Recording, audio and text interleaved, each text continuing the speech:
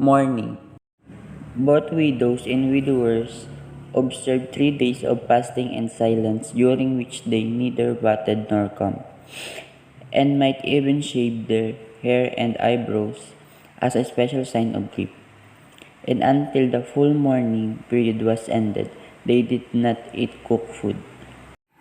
Family members draped undyed cloth over their heads when they went out. Men let their G-strings drag in the dust, and widowers did not don their red pudong or G-strings again until they had contracted another marriage. In the case of the death of a dato, or one of his wives or children, the whole community was placed under strict mourning interdict, pumaraw. Nobody could wear colored clothes, climb palm trees, or fish in certain streams, and spears were carried point down and sidearms blade up. A mournful silence was to be maintained, and families are said to have been enslaved as a punishment for breaking the taboo when their dogs bark or cocks crowed. The mourning period only ended with the taking of human life. Men charged with responsibility for family honor with the rings of irritating vines around their arms or neck, and swore not to remove them or partake of a certain food or drink until they had completed this duty.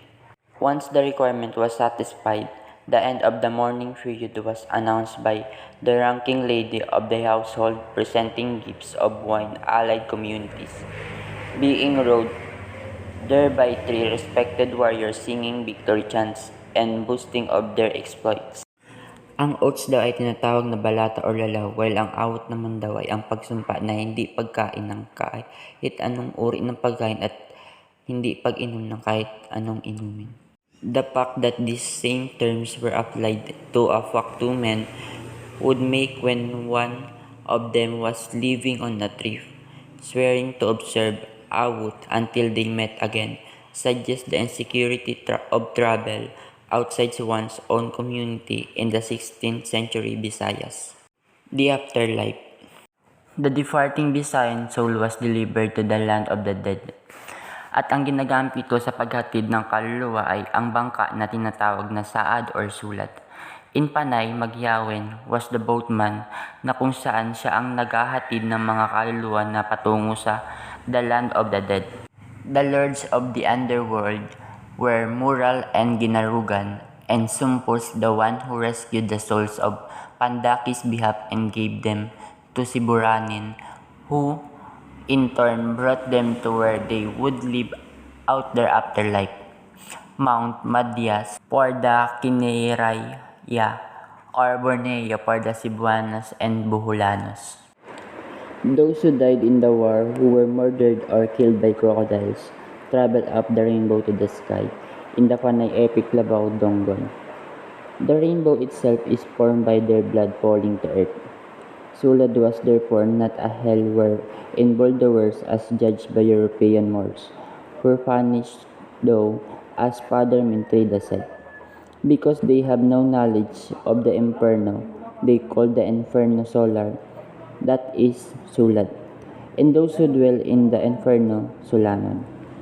There was a common belief that there was a deep cave called Lalangvan, which was an entrance to the underworld, and that from its loud noise like the slamming of a door could be heard prior to ranking Dato's death, nor was the sky heaven where the good were rewarded. It was the abode of Makaptan, that deity who killed the first man with a thunderbolt and visited disease and death on his descendants.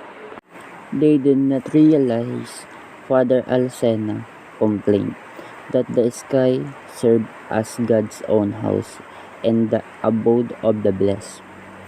Indeed, the Visayans long resisted the Christian dogma of heavenly paradise. Juan de la Isla wrote, they believe that their souls go down below and say that this is better because they are cooler there than up above, where it is very hot. A century later, a wise old Visayan told Alcena Father, we do not doubt that there will be heaven for Castilians, but not for the Visayans, because God created us in this part of the world, so very different from you. And since, as we see, the Spaniards will not even let us sit down in their houses here, nor show us any respect, how much less there were, as you say, all is grandeur, majesty, and glory without end.